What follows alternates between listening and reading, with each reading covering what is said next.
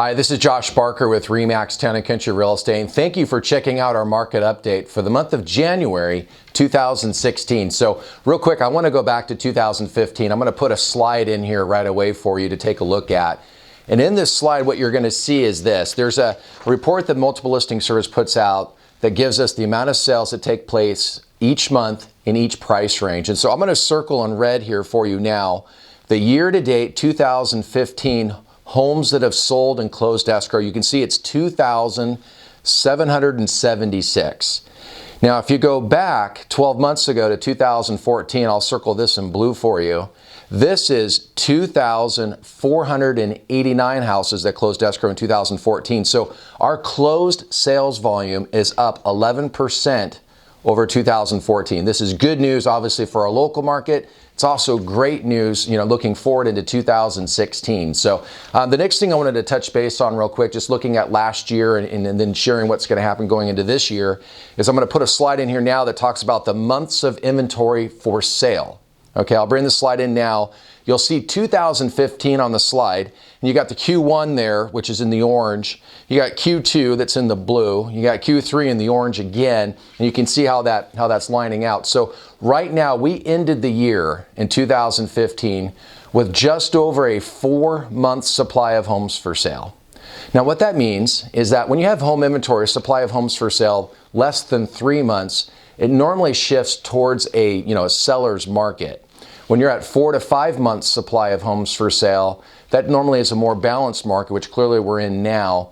And if the inventory were to jump up to maybe a 6 or 7 month supply, that would shift towards a buyer's market. Okay, so right now we're sitting right in that 4-month range, very solidly in a normal market, which is good things, obviously, for our local market. The next thing I wanted to talk about just real quick is going into the spring, we're going to have a lot of new inventory coming to the market.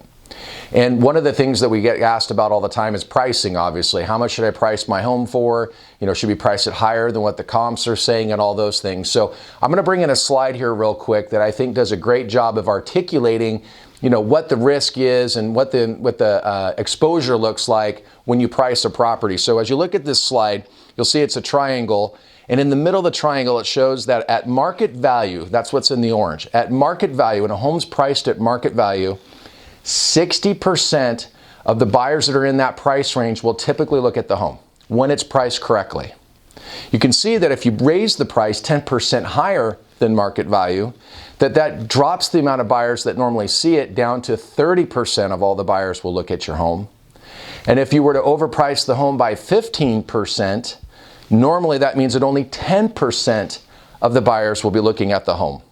Now go the other way. If you go down below market value by 10%, 75% of all buyers are going to look at the home. Naturally, because they identify it as a value, they're going to run out and want to see it.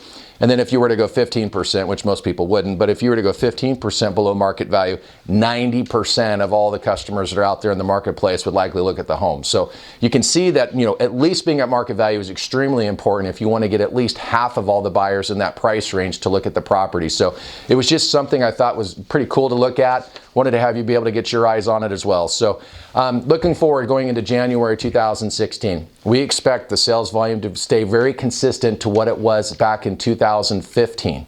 So in other words, we're going to have a very similar market this year likely to what we had last year, only if interest rates don't move up too quick. So in any case, if you have any questions at all for us, feel free to give me a call at the office. As always, we want to be here to help. Make it a great day.